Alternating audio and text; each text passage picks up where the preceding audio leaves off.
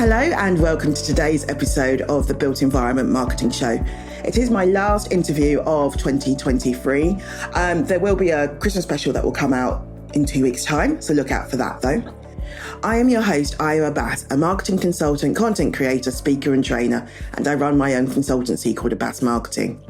Head to abbasmarketing.com to find out more about me and the work that I do. Anyway, today's episode, I actually went to somebody's office and did it in person with my own equipment. So apologies if the sound isn't completely there, but I am learning. So my guest is Ellie Sharpe, and she is the Business Development and Marketing Director at architectural firm Perkins & Will. It was a really, really interesting conversation, especially because I actually get Ellie to kind of talk about how she actually got into the industry, because it's not the usual kind of way.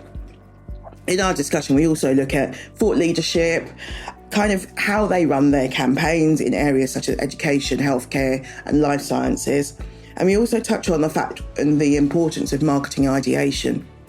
We also look at tools, because I guess there's a thing about we've all got to use the right tools, but actually, if they're not workable or collaborative, are they actually the right tools?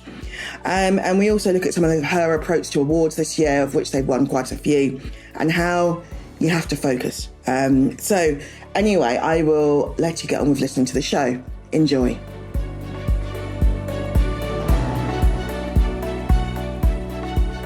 Hi, Ellie. Thanks for coming onto the show. So can you kick off and tell me a bit about, I'm going to say yourself first before we talk about Perkins & Will. Myself? Yeah, and how you got into architecture marketing, because it's quite an interesting one. Yeah, it's definitely not a linear journey, for sure. So my professional career started out as me being a professional ballerina. I moved to London when I was 15, left school straight after my GCSEs, found my way into the world of ballet, and was training with English National Ballet School for 4 years, and then graduated into their company and performed with them and various others all around Europe. But unfortunately, during that time, I had a really bad hip injury, and subsequently had to have several surgeries. And it got to the point where actually I was in so much pain that the doctors were sort of saying, you won't walk at 40 if you carry on. So I really had to sort of rethink my career. And I literally had no idea what I was going to do. You know, I'd thrown my whole life at performing, being on stage, being a dancer, and suddenly I was sort of faced with thinking about what my alternative would be. I'd always sort of had a passion for architecture, buildings, even though I didn't really know about it. And I went for a few job interviews with literally zero skills other than a sort of, I guess, semi-qualification in word processing, PowerPoint and Excel, and went to a recruitment consultancy who sort of pimped me around for a few jobs in admin. And luckily enough, I was invited to interview at an amazing property developer, which is now called U&I, who were recently bought by Landsec. I probably shouldn't say bought by. I think they merged, which is great for them. And it kind of opened my eyes to realising a whole new sector that I'd never really considered, which was the wonderful world of real estate. Yeah. As I said, I started there as an admin assistant, essentially a receptionist. And although a lowly job in some respects, it was actually a wonderful experience to see, greet and meet people who are consistently coming through the door of perhaps one of the most pioneering property developers of our generation, I would say. Yeah. The business itself was led by 2-3 incredible people, namely Martin Evans and Richard Upton, who both have been incredible inspirations to me on my journey throughout my progress into, I guess, architecture marketing. And I had a really crazy time there where I actually ended up going back to ballet for a period of time because I was given the opportunity to do a sort of swan song performance. And I remember them saying, oh, you will come back though, won't you? And I was sort of thinking, God, if I were them, I would have just been saying, you've been here for 3 months, you're off back to ballet. Clearly you're not interested in this and we're not investing in you. But they really did. And when I came back, it was sort of 3 months back doing the receptionist role, and then Martin said, I think it would be great if you could come and work with me in the sort of marketing communications team. And I learnt everything I know from him. Yeah. So if he's listening, that's the good, the bad and the ugly, about myself, not about him. And it was really just a process of being embedded in a company that I felt completely passionate about, felt inspired every day by the leaders and their ambition and vision. And I guess that sort of propelled me, and I grew up the tree from there. And I had this sort of epiphany, and at one point thinking, is marketing exactly what I want to do? Yeah. I had a real passion for interior design. I went and I did several courses at UAL in the evenings, but then spoke to a few people who said, doing an interior design role as a full-time job isn't exactly what you think. Why don't you take your knowledge of the client side, working for a developer in their marketing communications team, and transfer that over into architecture and help architects realise the opportunities that they have with clients across brand, messaging, purpose, vision, etc. And that's ultimately how I found myself here. Fantastic. So in terms of your role now at Perkins & Will, how did you, I guess, what's your role and what's your team? How are you set up? So I actually joined Perkins & Will almost 2 years ago as Strategic Partnerships Director. Again, probably one of those job titles that people are going, what does that mean? But ultimately, it was to look at how strategy and work winning and partnerships with clients could really deliver on the ambitions that we had here in our London and Dublin studios. Yeah. And about a year ago,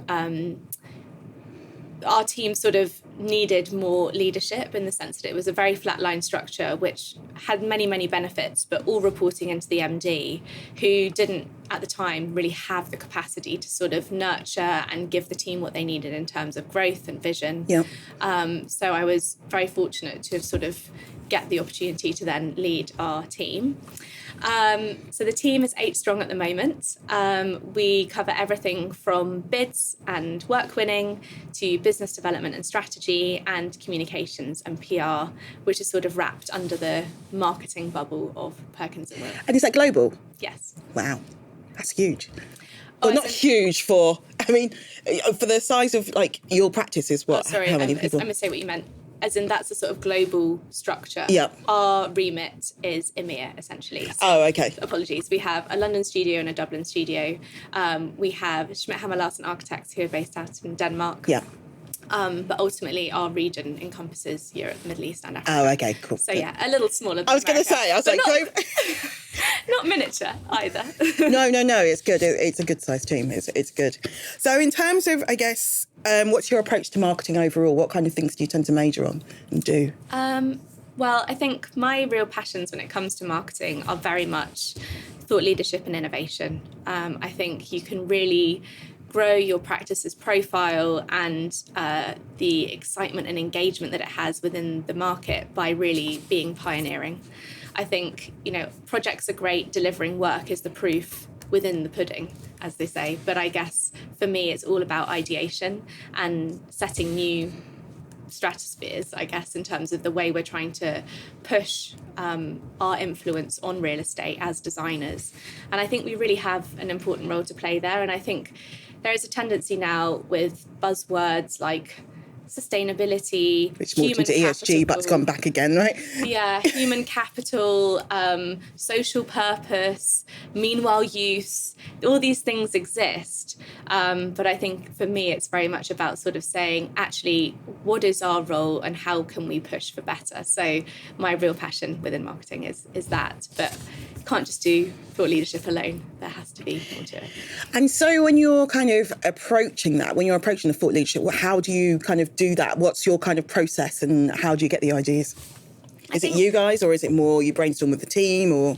I think it stems from us, in the sense that we, as a marketing team, we were just chatting about this earlier, I really do see us as the sort of nucleus of the studio here. We touch all sides, everything from our corporate interiors team all the way through to urban design, through to Portland, who are an incredible placemaking and branding agency that are in-house with us.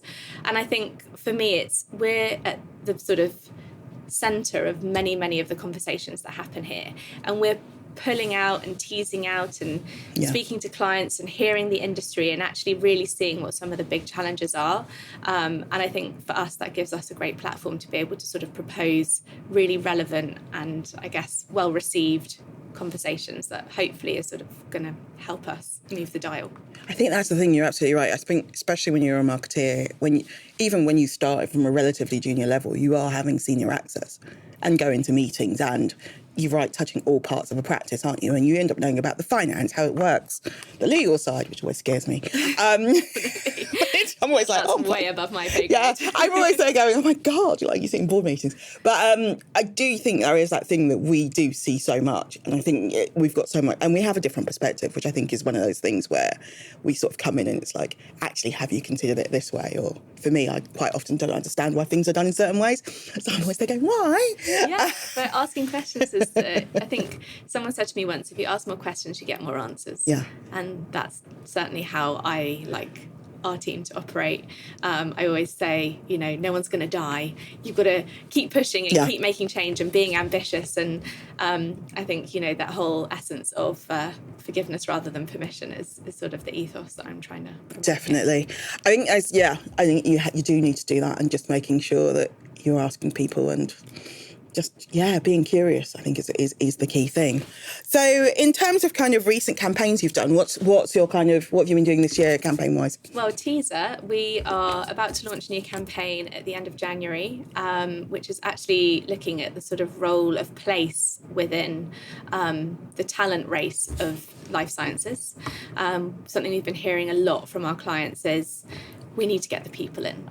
Yeah. And we hear that across the board, when we're working on an incredible interiors fit out project for the likes of Netflix or Arup or others, this is a huge investment for people in terms of workplace and getting people back into the office. But I think for life sciences clients, they're really looking at how they can set the bar, and in an increasingly small pool of talent, how their commercial buildings can actually play a part in their sort of hiring and talent retention race. So I'm really excited for that, and we've managed to interview a lot of really successful and I guess eminent figures in that industry and across our industry too. So it's lovely to sort of hear all of the voices come together, and hopefully that's going to be a really robust launch in January. So that's what I'm really excited about. That sounds really fun. And also I think stuff like the Francis Crick coming to King's Cross, isn't it? That's created a whole kind of area and science hub there, isn't it? And the whole thing about bringing sciences within cities rather than being on in the middle of nowhere, which is what it used to be.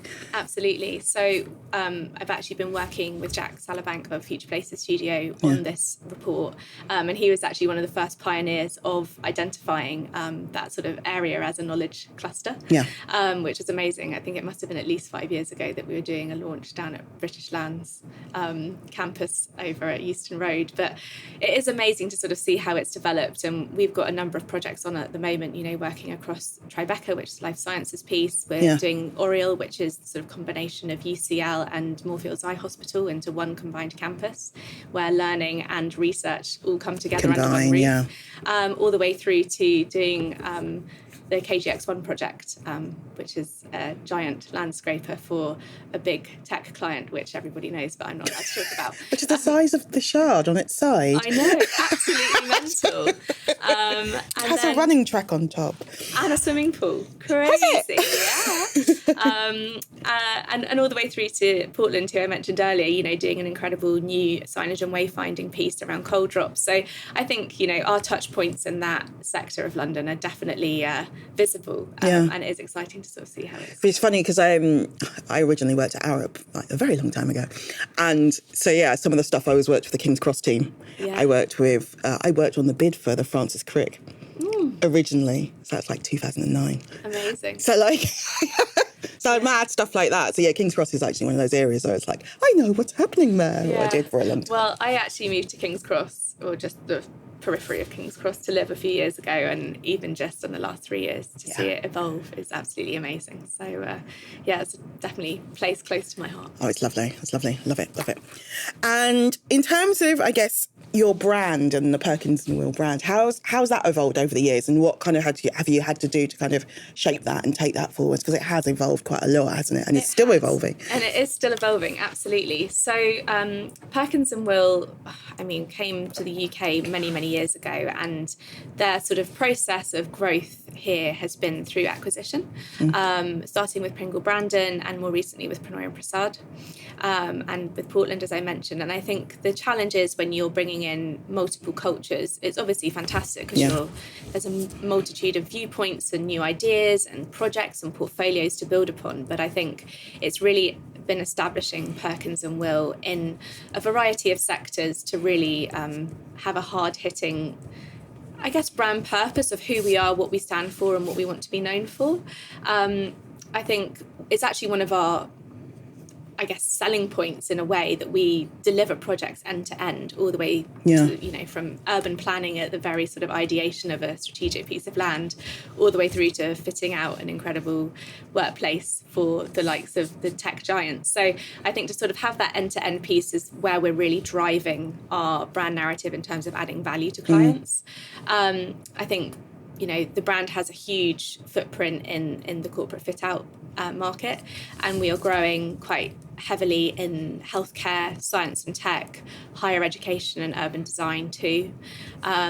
So it's definitely an era of growth for us. We recently moved to our new HQ at 150 Holborn, which is a landmark project for us right in the heart of London. So I think that's definitely putting us on the map too, and several new big projects sort of coming to fruition. So I think it's been a sort of a journey of growth, even in the 2 years that I've been here, of people when they said, oh, so where are you going to? And I said Perkins Will, and then sort of scratching their heads. But actually now it certainly seems, particularly through many award wins this year, particularly at the BCO, etc., and the AJ, we do everything from small I guess, really thoughtful and sensitive projects like Grenfell Nursery, which is the sort of first piece of rebuilding that community, all the way through to, as I mentioned earlier, huge commercial office buildings. So it's a big range. And I guess, were you around for the kind of transition in terms of how the Pinoy, you've got legacy brands in a way, which are strong brands, haven't you? Absolutely. And that whole thing of, I guess, in some ways, bringing a new brand into the mix. I mean,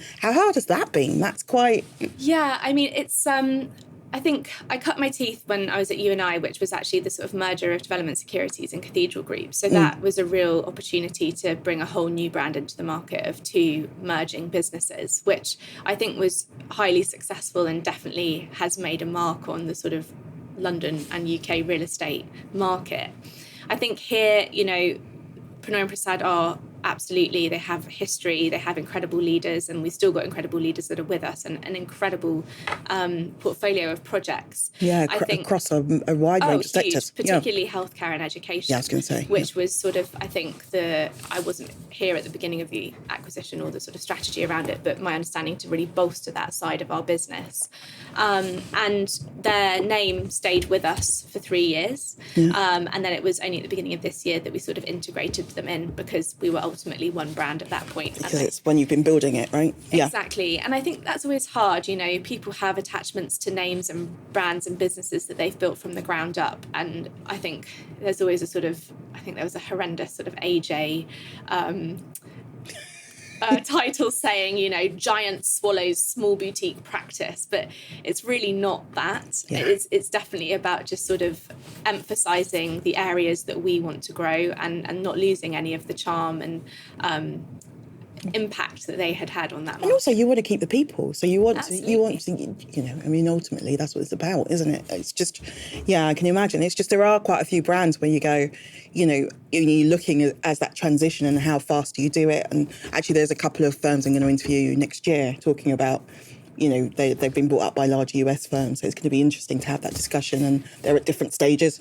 Well, I think it's an interesting point because, you look at architecture practices that are sort of coming to the point where perhaps the name directors over the door are looking to retire. And really, if there's no obvious succession plan within those businesses, they kind of have two choices, either to look at an acquisition or look at an EOT model. Yeah. And I think, more and more practices are sort of struggling with which is the best option for them. And I know that acquisition is a really challenging piece when it comes to brand and wanting to keep that legacy. Yeah. But I would say here it's very much about maintaining that and the profile and the people. Hi, it's Io here, and as you're a listener to the show, I just wanted to tell you a bit more about how I can help you get your built environment marketing done. If you're looking to set up a company podcast or trying to figure out what content you want to create for an amazing campaign that really engages your audience, or even if you want to get your business more up to speed in terms of how they approach digital marketing and how you get kind of senior level people on board with workshops and training, then do bear me in mind. I'm actually a marketing consultant, content creator and trainer, but I work specifically with built environment firms just like yours. So I know the best practice and approaches, but also most importantly, how to apply them to our sector. You can find out more about my work at abbasmarketing.com, or feel free to email me at io, which is AYO, at abbasmarketing.com. There's also links in the show notes too. Thanks for listening, and now back to the show.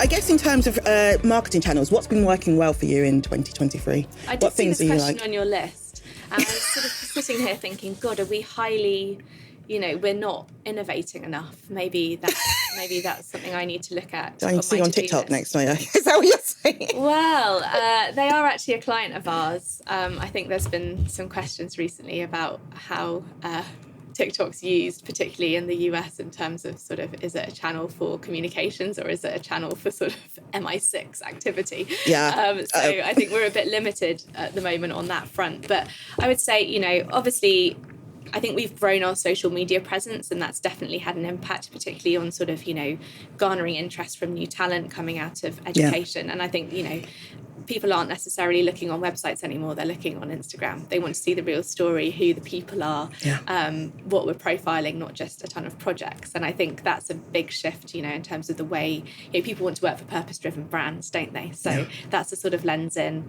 One of the things we've been using quite a lot more recently for actually pitches and I guess B2B conversations, instead of just clicking through a slide deck, and let's face it, architects literally can't wait to put 150 projects into a presentation and talk about each of them in detail. As everyone else falls asleep, right? Yeah. We've been looking at using Mirrorboard as a really great way to sort of, have a conversation that isn't linear. So, allowing the conversation in the room to flow organically, and then arming ourselves with a plethora of fantastic either projects or thought leadership pieces or insights, awards, etc. To be able to sort of jump around the conversation in a far more organic fashion, which is really, really nice. Were you ever around when Prezi was around? I wasn't. Oh. Maybe I was just protected. It was basically a tool where, again, it was a bit like Prezi, like a bit like Miro, but it was like you could basically have lots of different ideas and scan around a board, but like some people would just do it too fast and it would just like make you quite sick visually. But no, I know exactly what you mean on Miro. I think that's a brilliant idea, and just a different. But you've got lots of different chapters and lots of different areas you can take people through, isn't it? Yeah, absolutely. Another thing that I think, particularly some of our designers and definitely some of the wonderful people in my bid team who love to work in InDesign have really struggled with this year is we've slightly moved away when it comes to presentations back to PowerPoint. Dun, dun, dun. Terrifying. And actually, the reason why we have is not necessarily for the design capability of the software, let's be honest, but just the fact that from a collaborative perspective, you can have many people in the document at the same time working on it together, less exporting, less sharing the file. And I think there's definitely benefits to that. But just a plea to Microsoft, if you could get it up to the scratch of InDesign from a design software perspective, but with all of the sharing elements, that would be really great. Have you looked at Canva? Yes, we actually work a lot in Canva. We do. The socials and stuff. Yeah, I guess it's not quite as good as it hasn't got the functionality of It doesn't. PowerPoint. That's the thing, isn't it? You can't do quite as much, but you can do some amazing presentations on there. Oh yeah, you really can, and it's got a template for absolutely everything, Yeah. which is unbelievable and a great starter for 10. So we definitely do use Canva quite a lot, and it's definitely growing in terms of one of the. But I think InDesign's just cumbersome, isn't it? It's got to that point. Because your image files are like, and it's like everything is so slow, and it's like, it's expensive. It is exceedingly expensive. We've actually moved to sort of, a license checkout policy where we don't give everybody licenses for the entire week. It's when they need them. But I think, it wasn't even necessarily designed to be, let's face it, the architect's portfolio software. It was designed for, making magazines and books, and we've almost had to sort of reinvent it. But yeah, I guess it's not really pioneering marketing tools, is it? You're saying we're moving back to PowerPoint, but I think it's quite interesting. I think that's it. Yeah. maybe interview me again next year. She'll be like, we're on PowerPoint. I'm like, okay. Yeah, this archaic analog gal. But you know what, though? I think it's finding the tools that work for your practice. And I think that's the thing. It's much more about just looking at it and going, is this actually working? If InDesign looks great, but no one can do anything to it. Exactly. So I think it's finding the right tools that work for you. And I think, being able to get your full team collaborating and on board is sort of the key now. It's beyond beauty. It's actually about collaboration. And getting those ideas out, right? Yeah. Yeah, that makes perfect sense. So that's the channel, PowerPoint. And we touched briefly on awards. So how do you tackle awards? Because some of them are a beast, as I'm trying to do a BCO award. Yeah, we are in the process of completing 4 BCO awards this year, which is, definitely my team saying words they shouldn't be upstairs on the floor on many, many occasions. I think something we need to bring in more is a bit of a no-go strategy on awards. I think I had a grand vision for 2023 where I was going to plot all of the awards out on a calendar and have them all agreed 6 months in advance. But let's face it, it's never, ever going to work like that. No. But I do think sort of having a strategy and a foresight of which projects and beyond projects, thought leadership and innovation and ideas, what you can be sort of putting in that's actually diversifying your awards content is really, really good. The one thing I would say about awards, nothing is wasted because all of that work you're doing is going to be used somewhere. So it's really great to do a big deep dive. We've been really successful on awards this year. We won Practice of the Year at Mixology Awards. We won Innovation Award at the BCO National Awards and the ESG Award at the regional finals. That's amazing. Our Irish studio also just won Practice of the Year at the Fit Out Awards. So and you went, didn't you? I did, yeah. I was a real scam. I'm not over in Dublin, although, definitely lots of my time is spent, looking at their strategies. But it's definitely been a really successful year for us. I can't take any credit to myself. It's definitely the team, the comms team and our project teams as well. But I would say definitely the biggest strategy for me is looking at how we can garner all the information we can on a project that's going to be there when we need it for something as intensive as the BCO Awards, because gosh, when you don't have that information, having to ask a ton of consultants to go and find it for you is painful. And the cost information they're asking for is huge. Yeah. And it's just like, okay. It's not, and I think that's the thing is that you do, and I think that go, no go is really important because, and then sitting there going, right, do we have the capacity for somebody to be on this for like a week? And the people who need to be involved in it, do they have the time as well? Absolutely. Because I think that's the issue, isn't it? And I think it's also, what does that take them away from? Yeah. I think it's, beyond whether they even have the time, it's prioritisation. And I think we had a point a couple of years ago where one of our projects was doing so well in awards that it was almost just like this snowball effect of, we've got to enter it for more and more and more. And actually it gets to a point where you dilute the impact of, those award wins if you've got 10 trophies in the cabinet for the same thing. So actually, how can we sort of diversify what we're putting in and making sure that the awards are exactly what the project needs? I think my record was 18. Oh my word. Crikey. Go. Yeah, you deserve your own medal for that one. I've definitely not got to 18 yet. No, but it was actually combined though. It was like with the wider project team, so it wasn't. So it was when I was working on New Street, I was at Mace, but like the wider project team as well. But it was over a number of years. Wow. Yeah, but it got to the stage though that we'd done so much stuff on it that like when it came to the final like BCIA award. boat, but like, I had everything you could ever think of. Well, how great though, you know, for Yeah. all of your sort of bid work when you needed to put in a project We profile, literally had every innovation, we had it. So, you know, it's never wasted, as I said. And actually, what's really interesting is that we recently won 2 Test of Time awards on the trot with Architecture Today. And it's actually lovely to also be able to revisit and go back and look at how your projects have literally stood the test of time. So, and also from, you know, an ESG and sustainability sort of credentials package, looking at how we were actually thinking about that way before everybody else. Yeah, and I think that's especially on the whole kind of Architecture Today, doing these more kind of awards that are not looking at the glitzy, and also they've changed the structural engineering awards as well. Okay. They're basically like, you know, they're looking at the green first. Fantastic. And so it's not about shiny and new. It's actually their criteria and everything is all geared towards what ratings, how's it doing actually, and that's what's driving every award, which I think is great.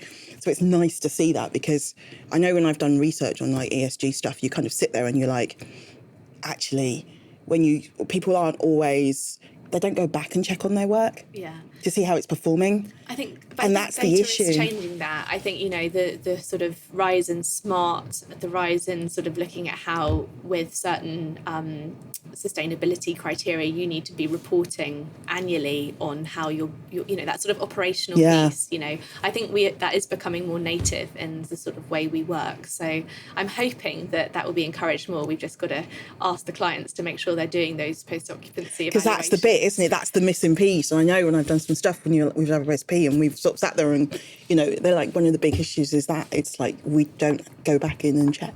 Absolutely. And I think also asking your clients to, you know, involve you in that post-occupancy, because half the time you find, they are doing a POE, but they've gone to somebody else, and then you don't have that continuity of information. And I think that for us is really, really crucial. So hopefully more of that in 2024. So we're all going to be targeting, definitely. Okay, so 2 final questions. So first one is, how do you define success in marketing? Oh, gosh, I think the list is endless. But in marketing, it's definitely making sure that my team are feeling engaged as ambassadors of our studio. I think, you know, people don't realise just how influential the content we produce and the, you know, presentations we pull together, or the thought leadership, that has a gigantic impact on our profile and our visibility within the market. So success for me would definitely look like, or hopefully does at the moment, looking at them being, you know, really engaged and up to speed with the way we operate, understanding all of our sort of key firm values, and I guess the sort of vision that we have for 2024 and beyond. I think it would also be recognition of the rest of the studio in the marketing team and sort of the value that we bring. I think it's always difficult, you know, being an overhead in a business and having to constantly, you know, look at how your work is performing in terms of an ROI sense. But I think if we all went on a 2-week holiday, that might just be the test that they need to recognise our value. Suddenly they're going, But we're really fortunate. I mean, our relatively new MD, Jo, he joined us in January, also from Arup. She's been an incredible sort of pioneer. From Arup, used to be the architecture side. Yes, exactly. You know, she's been incredible at supporting me and the team in terms of, you know, having more focus and I guess taking the time that we do have to make a bigger impact. The greatest sort of analogy she gave me recently, she said, your to-do list is essentially a stack of pebbles. Find the biggest pebble and drop it in, and that will have the biggest ripple. And those are the things you need to focus on. So I think also for me, success would definitely look like us making bigger waves. I think it is its focus, isn't it? Because it's like you can't do everything. Yeah, exactly. So it's like what is going to really change the wheel, the barrel. 100%. Okay, so your final question. So, crystal ball, 2024. What do you think is the biggest challenge facing marketers like you and I?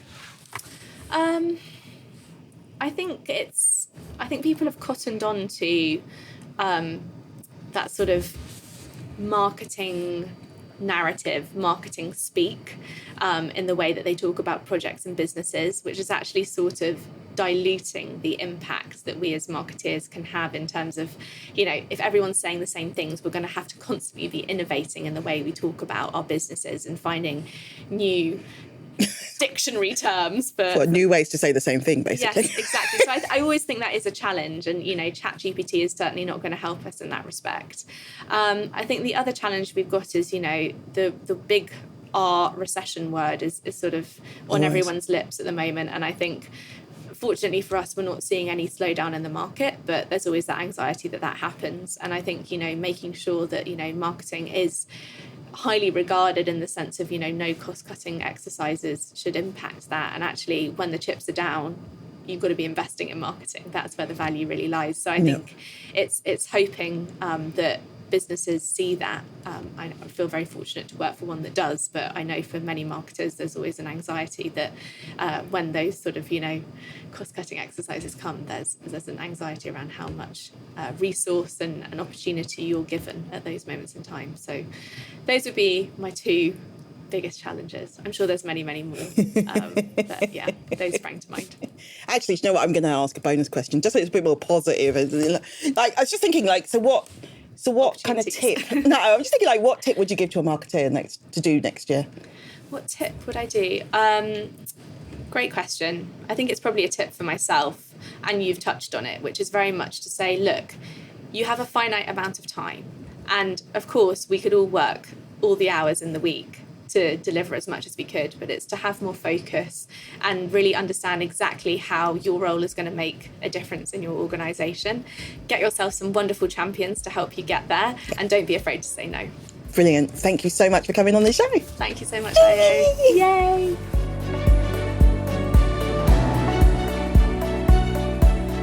Thanks so much for listening to the Built Environment Marketing Show.